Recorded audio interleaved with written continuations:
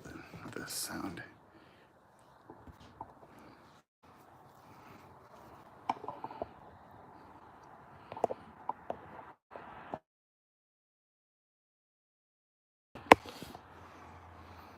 There we go.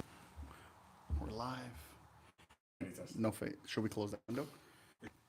Do I need this? It helps, yeah. All right. Yeah. Well, how we doing, everyone? We're about to start up these lives. You normally don't see me on here. I'm the one eating now. Yeah, you're the one eating behind the camera now.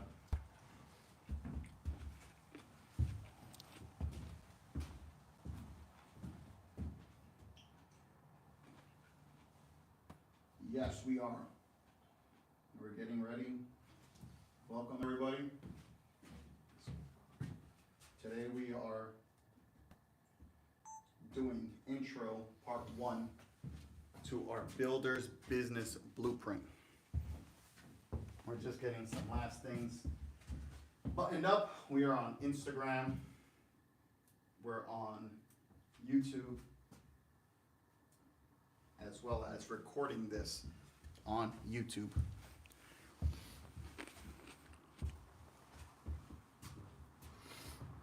Testing, testing. Does everybody on Instagram hear us?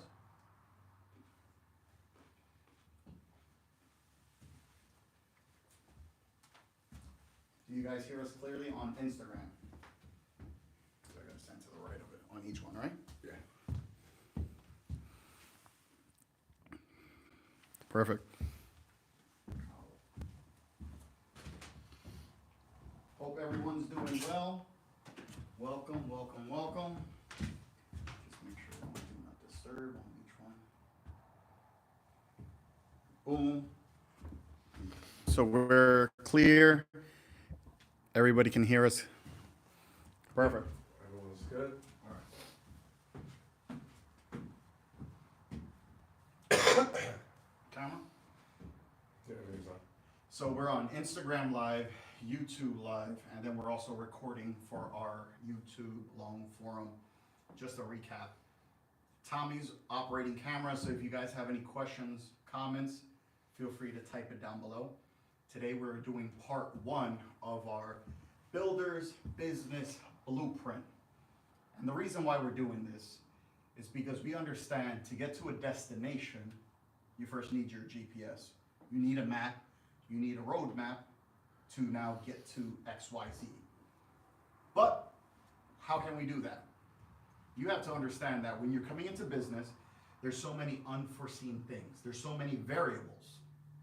And so, like we mentioned before, so many people, especially when it comes to blue collar, we tend to just jump in. We want to get our hands dirty. We want to just start working. And then we say, we're going to figure out everything on the end. And I was like that. When I started contracting, I started to recognize that people wanted me for my service. People wanted me to do work, and now your work, your skills is worth money. It's valuable to you. So what happens? We start doing side jobs. We start getting better, and the more proficient we get at our task, the easier it is, the more money we want to do. And then once you get your license, we tell people all the time, once you get that license, that's the most dangerous thing for a true trades professional. Because once again, we know so many people who've been in the industry for years, and they never get their license. So if you're one of the few who take the time to study, apply, take the exam, and you fail once, twice, 3 times, but then you eventually get that license, guess what? I say that thing, that license you're holding, is now your key to the kingdom. That license is so dangerous because every day you wake up now and you go to work and your boss tells you, hey, go do X, Y, Z. Go do this. Go do it like this. What happens for so many of us? In the back of our mind, we're like, why is he doing it like that? If I had my own company, I would run it this way. If I was doing it, I would have run it this way. He doesn't know how to schedule. He doesn't know what it's like to be in the field anymore. So you start thinking that you can do a better job. That license is what gave you that confidence, because you recognize at that moment, you just put in the same amount of work as the owner of that company. And that's dangerous because now you start thinking in a different way. You start looking at your work, at your assignment differently. You want to take more pride in what you do because eventually you know if I go on my own, I want to be able to do this or better. So that's the key. And what happens? We eventually start doing side work. Then we call our boss and we say, hey, can I start working part-time? I just want to work 1-2 days on my own while I build up my client list. And what happens for the most part? After 2-3 weeks, you already start thinking, I want to quit. And what happens? You end up telling your boss, never mind, I want to try it out on my own. Because you recognize how quick you can turn a buck, but how quicker you can learn from your mistakes. And then you learn, oh man, the hardest part was just taking the jump. Everything else is going to come in its place.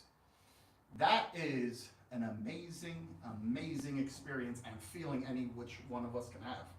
And it's why we are all contractors today. Because we recognize, hey, this is difficult, but I can figure it out. So with that in mind, that's why we are all here as contractors. But what if I can tell you, you don't have to figure every single step out, and the ones who do want to figure every step out, there might be a roadmap, a blueprint, a map for you to get there even quicker. Another thing within the industry, so many people have issues with, is so many of us want to say, I can do it on my own. I don't need no help. I'll figure it out. And guess what? Getting your license, quitting your job, and becoming where you are today, that's exactly what got you. That's a beautiful quality because you're not afraid. You faced your fear and you jumped all in. That's exactly what you need to become successful.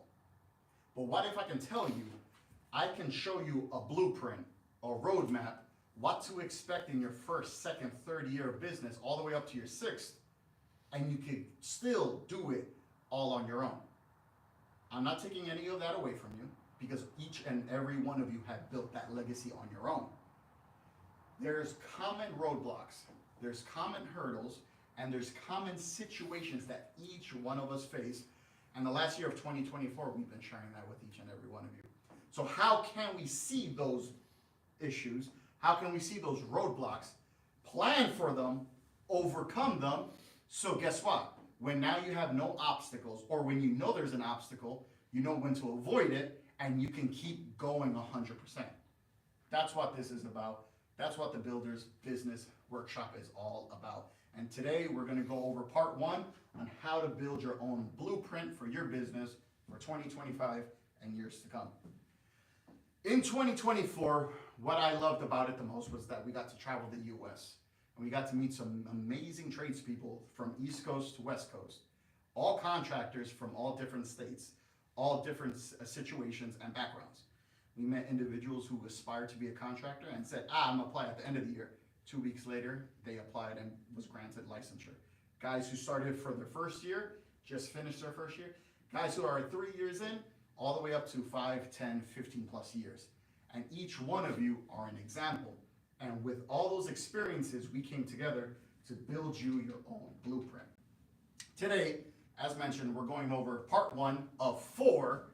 So if you guys want to stick around, the next 2 weeks, Tuesdays and Thursdays, we're going to be jumping in to discuss these 4 parts on how to build your own blueprint for 2025. So today is our intro day. We understood our background. We understood where we all want to go. We talked about this week. None of us are jumping into contracting to have more stress for an average outcome, or come into business, come into contracting so we can make less money than we did at our previous job. Nobody wants to do that. No one wants to put up with the fighting. No one wants to put up with the issue, the bills, the stress for nothing. We all know that we're in business for that potential, that opportunity to hit it big. What does big look like for you? We're going to discuss that with What Success. But today, we're going to see why it's important, why and how to build a blueprint, and why a blueprint is important for you guys. So just as we mentioned before, a blueprint, just like all of us when we started out in trades. Level one, we learned these are the identifiers. This is the symbol for a receptacle. This is a symbol for a light fixture. This is a symbol for a home run. This is a symbol for a dedicated circuit. To the point where we became proficient at opening up a blueprint and we already knew what was needed. To the point also, when something wasn't on a blueprint, we said, hey, that should be here. Hey, this wall is more than 6 feet. We need another receptacle. Hey, this wall over here, this countertop. We were proficient to the point where even if the blueprint was missing something, we knew where to find it, or we knew what was needed, and we had that separate list. We all love it as contractors, the change order, because we knew we was gonna hit it big. In the sense of building a business, your blueprint is gonna do just that. We're gonna go over some of the hurdles, some of the common mistakes contractors face in their first, second, third year of business. We're also gonna go over some plateaus a lot of us run into, especially when it comes to scaling your business, growing it, and trying to get over that threshold. And then we're gonna talk about the importance of executing at the speed of instruction. Because speed, as we all learned, is very valuable when it comes to owning and operating your own business. When it comes to speed, we understand we need to go, go, go for liftoff. So we're gonna start off by the importance. As we mentioned before, when it comes to submitting a bid, starting a new project, when it's your turn for your craft to come in, when it comes to that time, the rough-in phase of your scope of work, you need a blueprint. You need the blueprint to put in the estimate, to put in the bid. You need the blueprint before you start.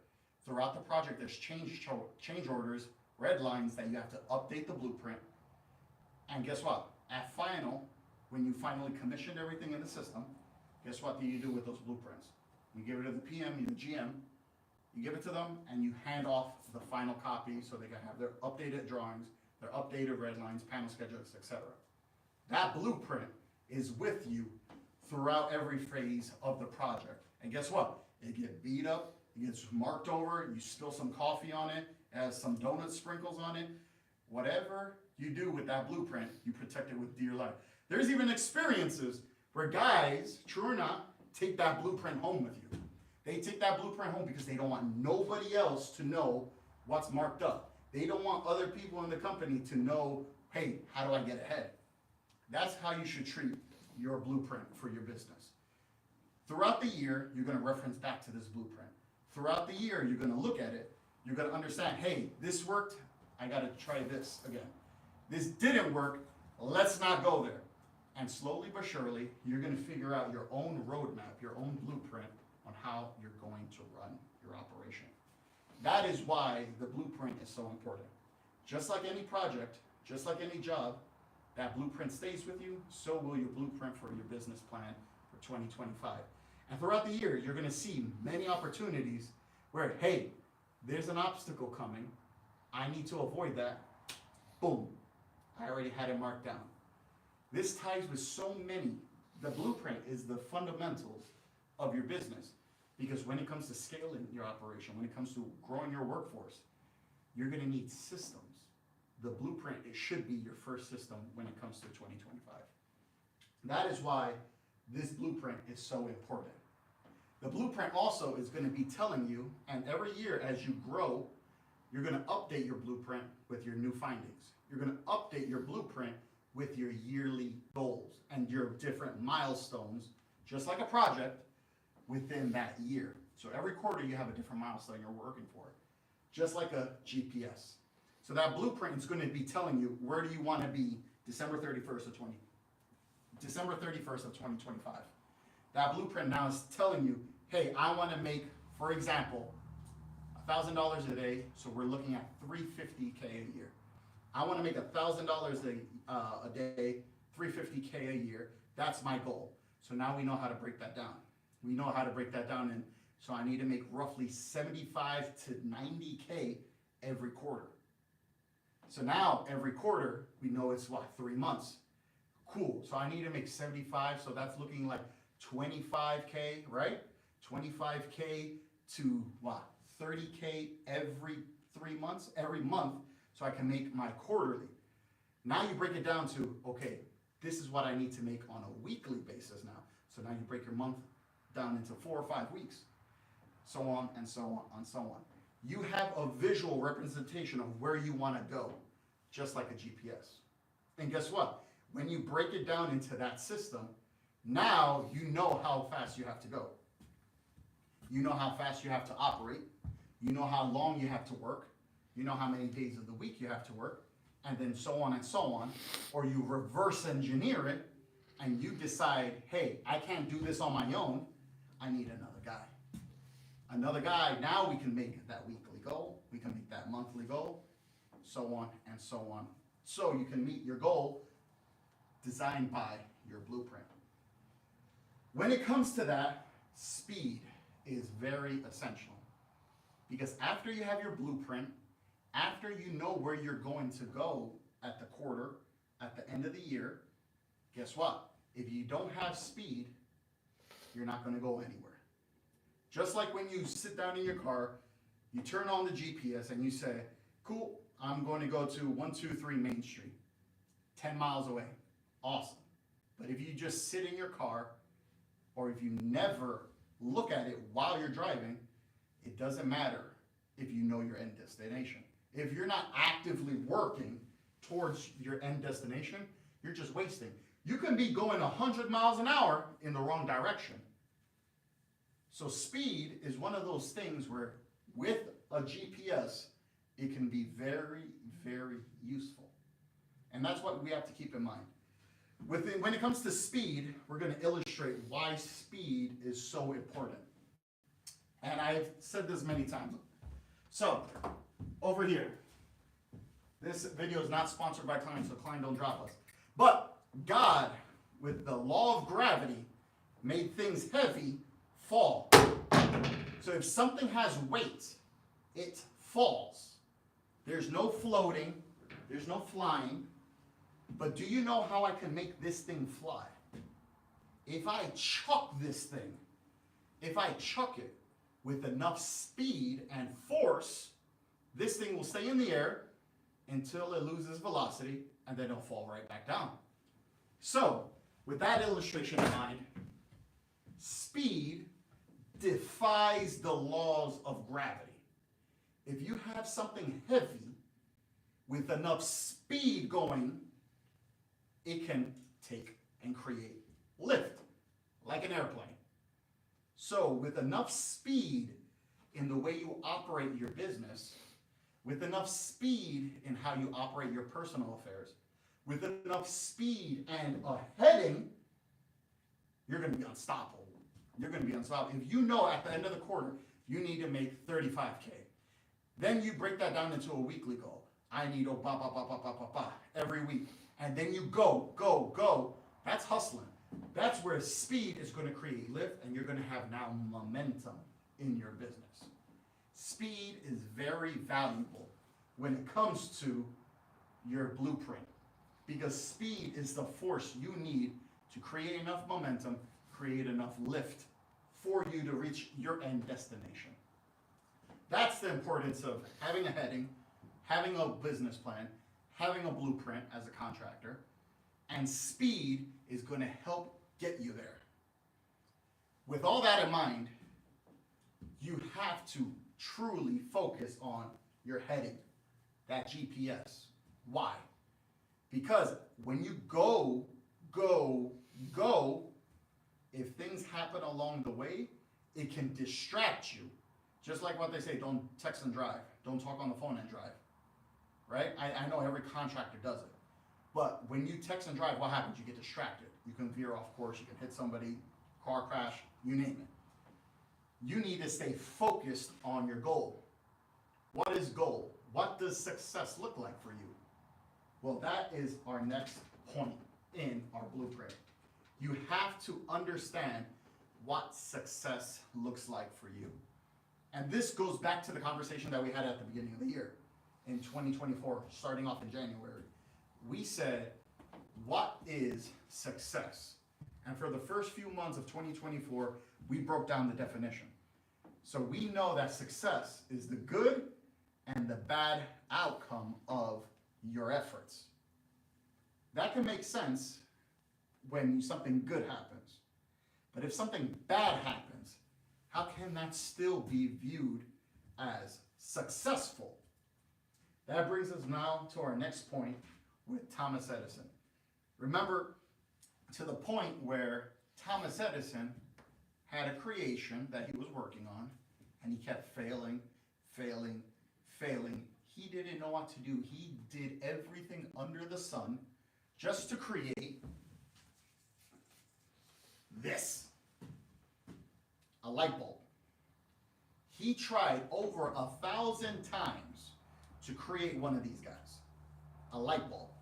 And what happened? He failed 999 times. What happened? On that 1,000th try, he hit it. And he created a light bulb with a life expectancy of 15 minutes because he found the right filament to use for it. But what was his mindset when he came to creating that light bulb? Did he say, I failed 1,000 times? No. He said, I learned 1,000 ways how to not create a light bulb. His mindset was not stuck on limiting beliefs. It was not stuck on negativity. He learned from his experience, kept trying, till eventually he was successful. That is the beautiful definition of success. It's the good and or bad outcome of your efforts. If it hits, good, you're successful. If it's bad, if you keep trying, and then you hit it, you can now too be successful. That also reinforces the importance of your blueprint. There's times, like we mentioned, you're going to have to change it, just like a line diagram, just like a rework, just like a change order. You're going to have to go back to edit it. But guess what? If you try and then fix it, try, run into another issue, try and update, and next thing you know, you hit it, you can still have a successful blueprint even when that thing is marked up with red lines. You never hand over a print with all the markups and say, this is a bad job. No, you're glad you finished it. Here's the final copy, so they can stamp it, put it into their engineering program, and now you have a final copy. That is what success looks like for Thomas Edison. That is what success will look like for you guys with your blueprint. With that in mind, what are some limiting beliefs? What are some things that hold people from creating their own business plan, from creating their own blueprint? My favorite, once again, we've said it many times, the 30-year-old contractor, the 30-year-old in business contractor who said, I've been doing this for 30 years and I don't need a game plan. Look at me, I don't need self-help. Look at me, I can do it on my own. Look at me, there's nothing wrong with me, I'm happy. And what do we say? These are the guys with the beer guts, chugging one down on a Friday afternoon. Their knees are killing them, their back's killing them. They're on every job site because they don't have a blueprint. They may follow a blueprint, but they themselves don't have a blueprint. But here's the thing. If that is what success looks like for them, if that is their roadmap, then to each their own. Rock on, bro. But if you are deciding that success looks like for you here, and your GPS is going to take you here, and my man's is over here, you ain't got to worry about it. You just got to keep focused on what success looks like for you, and don't have his limiting beliefs hold you back. That is why limiting that contact with those type of people, limiting those limiting beliefs is going to be so valuable to you as a contractor, because those limiting beliefs is going to steer you away from your blueprint. You may have a goal and someone's going to say, I tried that, it doesn't work. Does that make sense? Are you going to stop just because someone else tried something and it didn't work for them? going back, I wanted to talk about an experience I had when I was going for my electrical license. I remember when I first started the trade, I was probably 2 years in, I was still working in New York City. And I was talking to somebody because all my older friends who were in the trades were saying, Will, go for your license, go for your license. Cool, cool, cool. So I'm all excited. My blueprint's saying I want to be a licensed contractor, right? I'm going for it. I knew what I had to do. I needed to work 4 years, get 8,000 hours to get, I already had my schooling, and guess what? We're gonna hit it. I'm gonna go, work all the overtime. I wanted to hit 8,000 hours. Until I met my old man, 30 years in the contracting game, knew everything, knew every inspector. Oh, bro, I'll take care of you. And he said, don't worry about your license. Nah, it's too difficult. It ain't worth it. It ain't worth it. So what do I start believing? I think my man's successful. My man knows a thing or two. Guess what? I go back to my friends and they say, yo, Will, how much longer you got for your license? And I'm like, nah, it's too difficult. They stopped. They looked at me and they was like, my bad. I didn't know you took the exam and you failed. And I said, no, I didn't take the exam. And then he said, so why are you saying that it's difficult? He then says, you are now telling yourself it's difficult and you didn't even try it. That's a loser. That's a punk. Go to the dude who told you that. Ask him, did he take the exam? I show up to work the next day. Yo, my man, when you said the license was difficult, why'd you say that? Did you go for it? Nah, man, I never went for my exam. It doesn't matter. One of my buddies took it. So for a while, I was thinking the exam was too difficult because of some dude who's been in the trades for 30 years who act like he knew it all, didn't even try. I was stuck in my limited beliefs. After that, I went back gun-ho because I knew my heading, I knew how fast I had to do, even faster because I lost time believing this man over here with his myth. So everybody, when it comes to your goals, when it comes to your blueprint, I need you guys to stay focused. This was part 1 of Intro to Builder's Business Blueprint. You have to understand why a blueprint's valuable, why and where you're headed to, so that you can work with speed to reach that goal. At the same time, you have to understand and focus on what it is you are working for. What are you solving? What does success look like for you? When you do that, you're going to have the mindset you need to overcome those limiting beliefs. This is part 1 of Builder's Blueprint. If you found this interesting, check out our next video where we go over part 2 on what you need to do to build your blueprint. And we're going to talk about setting goals. Appreciate each and every one of you guys. If you like this video, feel free to jump on to the next one. Instagram Live, YouTube Live, appreciate each and every one of you guys. If any of you guys have questions, comments about this, feel free to jump on. Or if you guys want to jump on Instagram Live, feel free. YouTube Live, I don't think could do it. Do we have any comments or anything on this one? People are giving it a thumbs up and saying it's true. So this one's YouTube Live, right? Yeah. I'm just going to eat grapes, so we're done now. Right? I can shut off YouTube. You already keep this one on? Yeah, that one live so we can keep all 30 minutes. We got some good time. How do I shut it off?